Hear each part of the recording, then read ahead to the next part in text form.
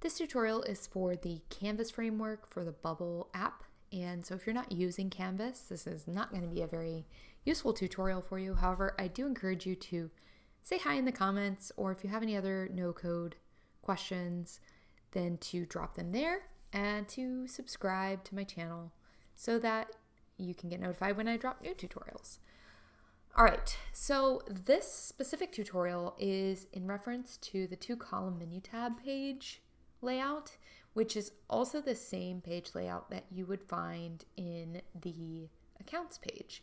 And this page layout you're going to use anytime you need a left sidebar menu, like tabbed menu system with content that changes based on what tab is selected. And so I'm going to show you what that looks like here. So this of course says accounts page, but you can edit all of this text to say whatever you need it to. But by default, it comes with the tabs profile, account, payments, notifications. And so what I wanted to do was to add this fifth tab here, company. And then I wanted to make this very similar, if you'll notice, to the profile tab, although there are other options. What I needed was for them to be able to add their logo, their company name, and then an about us. So I'm going to show you how I did that, and this is kind of the beauty of using this Canvas framework, is that a lot of the heavy lifting is done for you, and so it's a lot of just kind of figuring out what elements you need and then hooking up your data sources and things like that. All right, so when you first look at this page, it's actually going to look kind of like this. I can't remember actually off the top of my head if this profile section is visible or not, but if it's not, you just make it visible by clicking the eye. And so you'll only have these 5 tabs here, and it's hard to see because you can't expand the sidebar, but each one of them are labeled Group 1 Nav, Tab 1, Dash Profile, Dash Preferences, Dash Login and Security, etc. And this parent group text is actually coming from this outer group right here. So what you would need to do to enable a new one, so they've got all these tabs here that are grayed out. That means that they're not visible. So I've already set this one up, so I'm going to show you how I did it. So it used to just say Group Nav Tab 6 Dash. So the first thing I did was come in here and update this to say Company. This is so that when I'm looking at the elements tree, or if I'm looking at a workflow or anything like that, everything's labeled, easy to find. The next thing you have to do is actually let's see, if we click around here, there's not a lot, and there's a conditional, but you don't want to mess with any of that because that's just kind of default styling. So the next thing you want to do is click into this inner group right here. And this is the group inner nav 6. And again, you'll need to update this to say company because that's best practices. Now, when you first look at this, it's actually going to say probably placeholder 6 is, I believe, what it used to say. So it's just going to have placeholder text here. And if we go look back at this page, what that would look like is this. So notice that affected the name, and that's because this text right here is set to parent group's text, and this group is the parent of this text. So what we want to do is we want to change placeholder 6 or whatever it says there to say what we want the title of the tab to be, which in this case is company. All right, and so that is what we need to do with that. And then the other thing you need to do is click over to the layout tab. And when you're pulling up one of these grayed out tabs, this is actually going to be unchecked. I'll show you what that looks like. If we did that here, you'll see that, now that tab is gone, right? So this is how you turn these tabs off and on, is through this inner nav visible on page load. So we do want that to be visible. And then the last thing you need to do for this tab is you need to change the icon. Now, when you first turn on one of these tabs, this icon is actually just a circle. So what we want to do is come here, and you've got all these options here. These are the feather icons.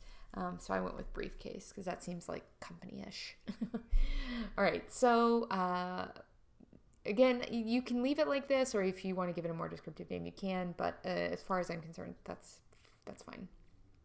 All right, so that is the navigation. The next thing you have to do is get the content to show up here.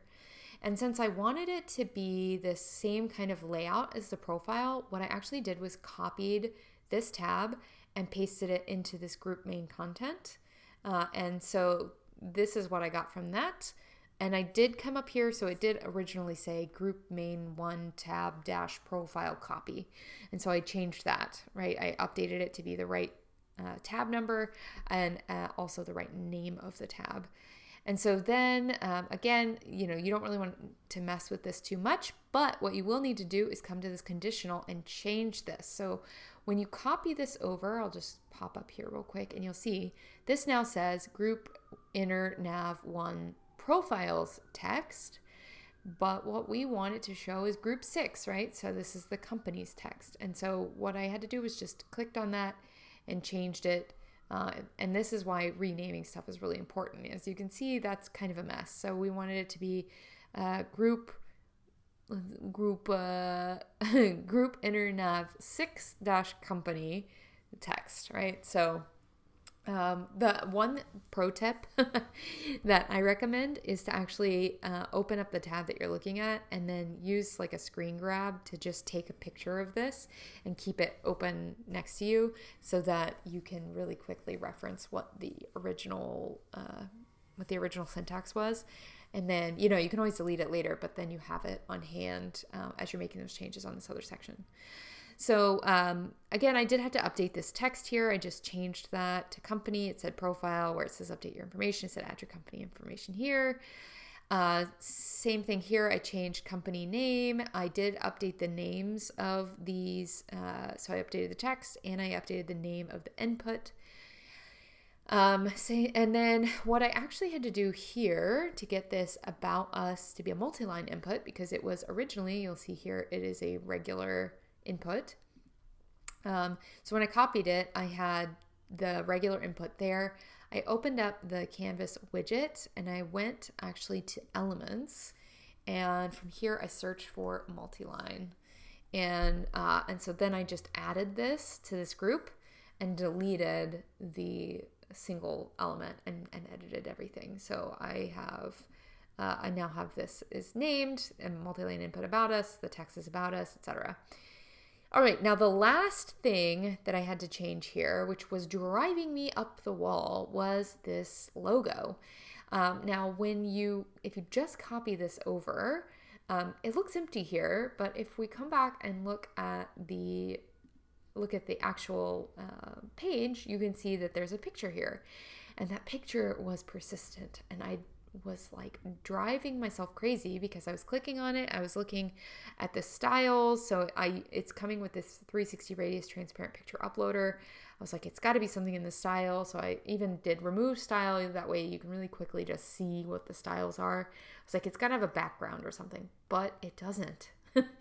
So, and by just a pro tip, you can just add that right back. I was like, does it have a conditional? No, it's nothing here. It's nothing here.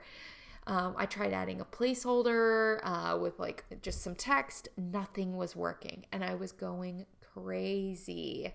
Well, here's why. It's because it's not in the picture uploader. It's actually in its parent. Now, the parent, when you actually make the copy, is still going to say profile picture. But again, I've updated the names of all of these elements just to make them easier to distinguish from each other. So when you go to group main profile picture group, right, the original parent group, it's actually going to say data source is the current user's company, or actually this one's going to say by default current user's profile picture. So you're going to need to change that to company logo, or whatever, this file, this data source is that you want to display here.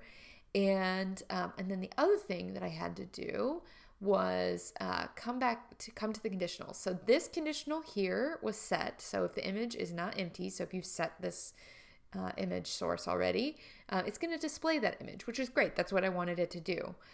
But what I didn't want it to do was I wanted to actually show something in this circle that was clear as to what they needed to do. Otherwise, it's just like a big white circle. It looks just like this once you disable the current user's profile photo, and so it's not clear to the user what they should be putting there. So what I did was I just hopped into Canva, created a real quick little square image that says your logo. And then I made a conditional that says when this group's image is empty, I want to show a background style image. And then I wanted the background image to be this this dynamic image, not that. Not that dynamic image, the static image. So I just uploaded it here, and cool. And then that was it. So that was how I set this up. So now when you look here, you see your logo. And then if I were to say add a logo, you would see that it updates there. Perfect. You do still have to save changes in order for this logo to save. And because of the constraints of how I've got this set up, they actually have to fill in all 3 of these fields, but that's a separate issue. The last thing I did want to touch on is that you do need to come in and update this workflow. So we're not going to mess with any of these conditionals here, but you do want to start or edit this workflow to pull up the button save changes when update company is clicked. And then you're going to want to make changes. In this case, I've got it saved on the user, and it had the default profile stuff there. So it was the profile picture, the name, the first name, and the last name. So I deleted those fields and I filled in with my new fields here. You're going to want to make sure you update that.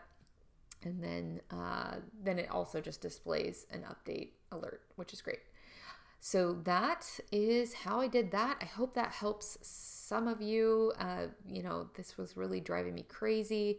But now I've got this nice little user-friendly indicator of what they should be putting there, and I'm pretty happy with it. So if you have any questions about this tutorial or anything else about the Canvas framework or Bubble or any other no-code tools that you use, go ahead and drop a comment below or just say hi, because I'd love to see who's watching my videos.